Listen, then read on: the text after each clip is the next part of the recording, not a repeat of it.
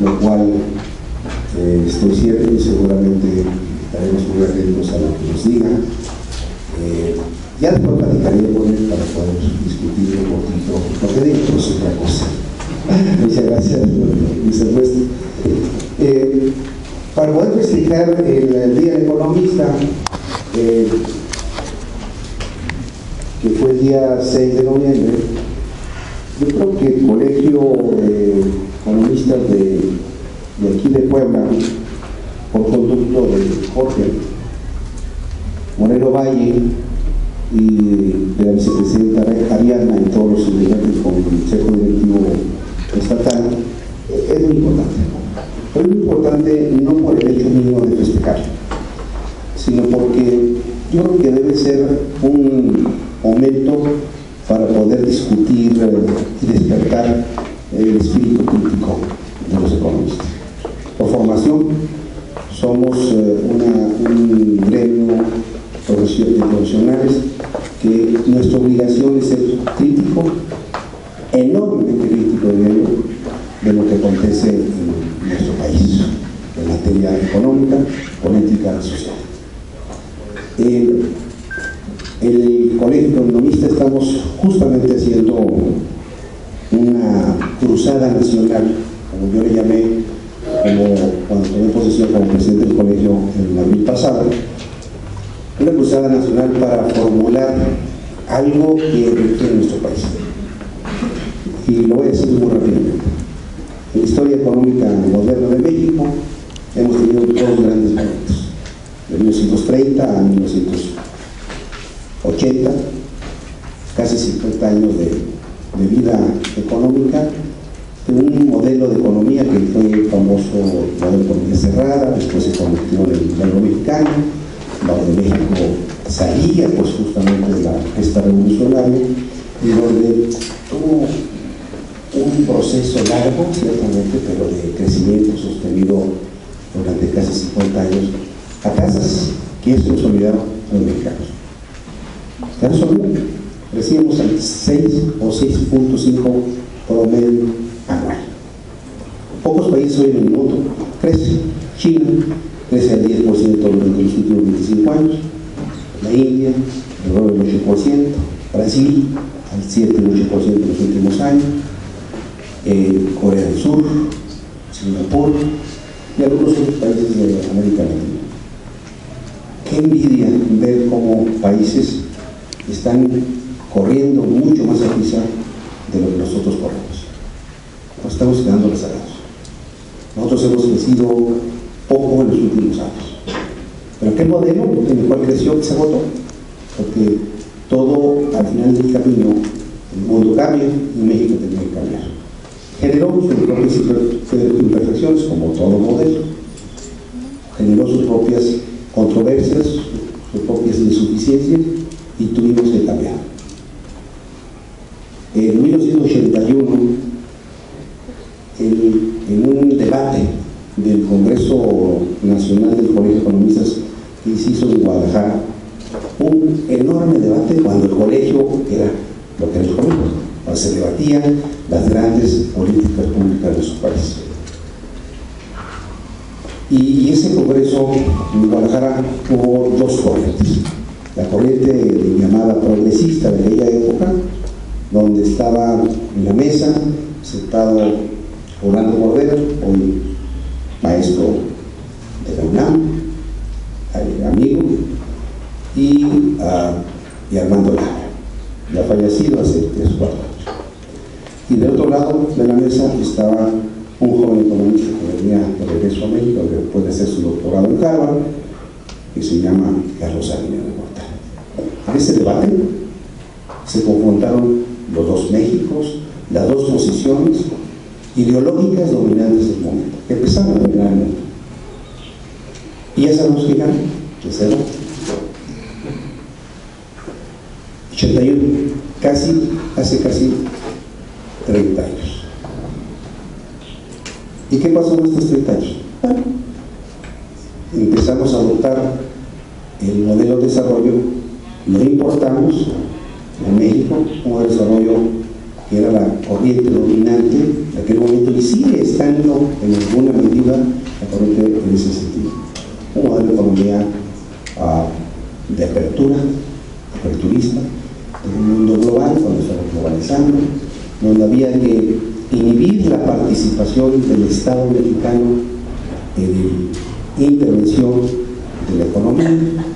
Había que deshacer mucho de los errores que ciertamente se cometieron en materia de un exceso burocrático, de un exceso, digamos, de desquiciamiento de las finanzas públicas, y entramos a un proceso de desajuste a partir de 1982, ciertamente de evaluaciones, ajustes fiscales, permanentemente privatizaciones, más de 1.500 empresas paraestatales se privatizaron, se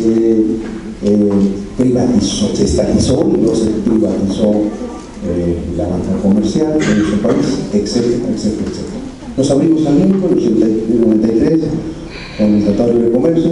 Después vinieron, digamos, tenemos 11 o 12 acuerdos y tratados comerciales. Somos uno de los países más abiertos del mundo, con 45 o 50 países. Y sin embargo, ¿qué pasó? Después de esto tenemos un país, después de casi 30 años, un país donde tenemos 55 millones de votos, de 112 millones que apostaban a 113 de hacia el 10, de 108 a 112 millones en el censo último de este año. La mitad de la población de México tiene pobres. Tenemos un país que requiere dotar de empleo y de oportunidades a 1 millón de jóvenes que se incorporan en parte de la población económicamente activa, y solamente somos capaces de otorgarle solamente a 200,000 personas empleo formal inscritos como promedio en el Seguro Social año con año. Promedio. Es decir, el 20% de conocimiento de la población. Tenemos un país que estamos generando grandes desconciertos, grandes insatisfacciones sociales, delincuencia organizada, inseguridad, y parece como que no sabemos qué hacer, no le atinamos a ver hacia el futuro, porque perdimos el rumbo y la brújula. Tenemos un modelo de desarrollo de vigencia de los últimos 25 años, donde el país crece solamente en 25 años al 2.2% por medio anual, y en los últimos 10 años al 1.5%. Entonces, ¿qué pasó? Dos historias, las dos agotadas. La primera se agotó hacia finales de los 70, principios de los 70, y este modelo, para mi gusto, ya está agotado. Ya no responde a las expectativas de un país que requiere crecer y requiere crear empleo. Requiere abatir la pobreza, requiere abatir la desigualdad social, la desigualdad regional y la desigualdad sectorial, la desigualdad en las empresas. Hemos venido monopolizando, mientras el mundo se globaliza, el mundo se monopoliza, no es privativo, y no nos podemos soslayar a esa gran realidad de México. Entonces, ¿qué está pasando? Ahora que me eligieron presidente del Colegio Nacional de Economistas, yo hice una convocatoria para ir a una gran cruzada nacional para convocar a todos los actores económicos, políticos y sociedades en su conjunto a crear lo que yo le estoy llamando un nuevo proyecto nacional. Un nuevo proyecto nacional que recoja las expectativas de todos, que nos pongamos de acuerdo, que debatamos de forma civilizada, que pensamos distinto, por supuesto. Ese es uno de los grandes aciertos de la democracia, que podemos sentarnos, aunque pensemos distinto, que podemos debatir, que podemos discutir. El día lunes pasado inauguramos en Hermosillo, Sonora, el primer foro regional al respecto. Y vamos a hacer 10 foros regionales de aquí a junio del año que entra y 5 mesas nacionales temáticas. Para hacia septiembre del próximo año tener un documento consensado con todo el mundo, con el gobierno y sus tesores, con los empresarios, con las cámaras empresariales, con los académicos a nivel nacional, de todas públicas y privadas de este país, por los gremios de profesionales. Y yo digo los gremios de profesionales porque al final de cuentas la sociedad organizada en gremios es algo que hemos despreciado en este país. Como que a los gremios de ingenieros, de contadores, de economistas, etcétera, etcétera, se les olvidó o se nos olvidó en el tiempo que somos una verdadera fuerza pensante de los genios que nos preparamos en las aulas. Y que podemos ser una gran punta de lanza para empezar a empujar la carreta del desarrollo y sobre todo de las ideas. Yo creo que esta es una muy buena oportunidad para poderles comentar esto a ustedes y pensar que pronto estaremos aquí en Puebla el año que entra para hacer el foro regional que le corresponde a esta región. Hemos dividido el colegio en 10 regiones y podamos participar activamente, pero sobre todo siempre en estos foros debe estar el gobierno federal, estatal y municipal, siempre debe estar el sector privado, siempre debe estar los académicos y siempre deben estar los gremios de profesionales, para que podamos construir un documento donde nos pongamos de acuerdo en lo fundamental.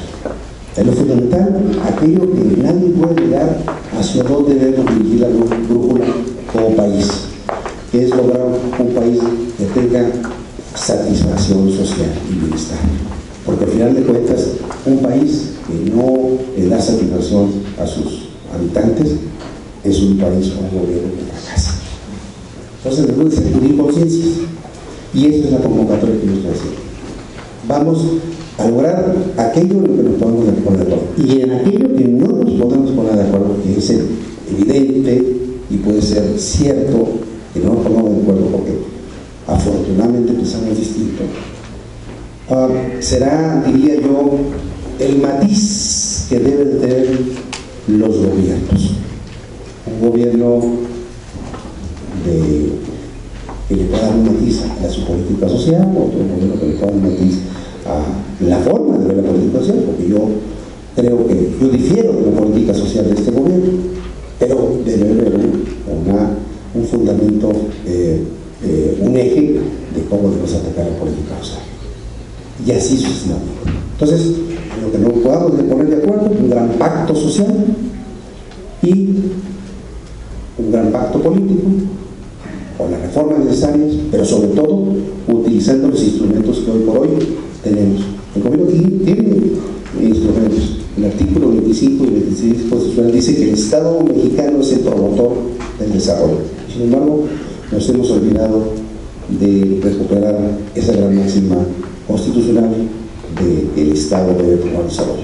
Porque ha prevalecido la otra circunstancia, el dogma de que el mercado lo puede todo. Sin embargo, los paradigmas se rompieron en la crisis económica y financiera de los últimos 2-3 años en Estados Unidos y en Europa, y ellos están cambiando y nosotros no estamos haciendo lo suficiente. Eso debe ser el colegio. Este gran pacto, este documento de consenso, lo vamos a proponer hacia finales del año 20, sobre todo aquello en lo que nos podemos poner de acuerdo. Y lo que no nos ponemos de acuerdo, lo seguiremos platicando. Pero yo digo que serán los matices del gobierno que venga, sea del color que sea. Espero que sea de otro color, pero eso es otra cosa. Muchas gracias. Muy amable.